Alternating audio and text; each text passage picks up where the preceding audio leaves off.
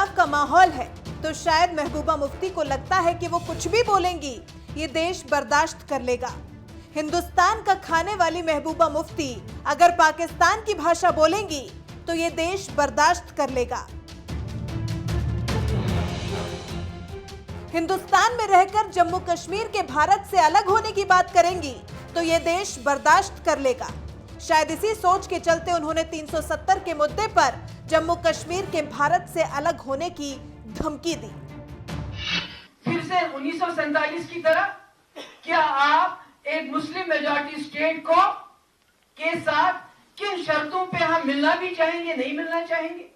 क्योंकि शायद फिर दोबारा सोचना पड़ेगा हमें कि अगर आज आपने हमें हिंदुस्तान के आईन के अंदर कोई पोजीशन दी है, अगर आप उस पोजीशन को आज खत्म करते हैं तो हमें दोबारा सोचना पड़ेगा क्या हम आपके साथ जिन शर्तों पे आए थे, जब आपने वो शर्तें खत्म की तो क्या हम आपके साथ रहना भी चाहेंगे बिना शर्तों के?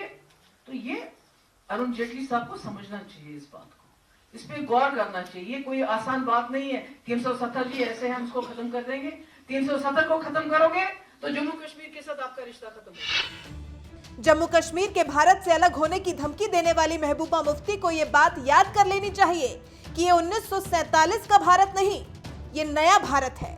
इस दौर के भारत में ऐसा ख्याल भी नहीं पालना चाहिए कि वो सिर्फ सियासत के चक्कर में हिंदुस्तान को धमकी देंगी और वो बर्दाश्त कर लेगा।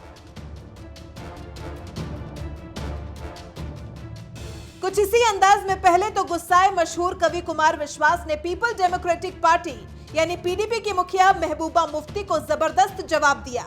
उन्होंने ट्वीट कर कहा, बुआ, ये 1947 वाला भारत नहीं है जो तुम जैसों की घुड़की में आकर मानचित्र की कोई और काट छाट के बारे में सोचेगा भी, बल्कि अब जो भी नेता ऐसी बात करेगा ये देश उन सबको जड़ से काट छाट कर देगा। वक्त रहते सुधर जाओ, कहीं बाद में वक्त ही न रहे। मौलाना अंसार रजा ने भी महबूबा मुफ्ती के देश तोड़ने वाले बयान पर जमकर लताड़ लगाते हुए ट्वीट किया, महबूबा जी, ये भारत है, पाकिस्तान नहीं, जो आपकी या आपके टुकड़ों पर पलने वालों की धमकियों से डर जाए। एक बात याद रखना, कश्मीर में वही होगा जो भारत का संविधान कहेगा। 370 भी हटेगी और कश्मीर से भारत का रिश्ता भी अटूट रहेगा। जय हिंद। अलगाववादी नेताओं सी सोच वाली महबूबा मुफ्ती ये जो जम्मू कश्मीर के भारत से अलग होने की धमकी दे रही हैं, उनका ये देश विरोधी बयान दरअसल केंद्रीय मंत्री अरुण जेटली के उस बयान के बाद आया है जब उन्होंने 28 मार्च को जम्मू कश्मीर का विशेष दर्जा खत्म करने की वकालत करते हुए कहा था कि अनुच्छेद 35A जो जम्मू कश्मीर में गैर स्थायी निवासियों को संपत्ति खरीदने पर रोक लगाता है, वो संवैधानिक रूप से दोषपूर्ण है और राज्य के आर्थिक विकास को बाधित कर रहा है।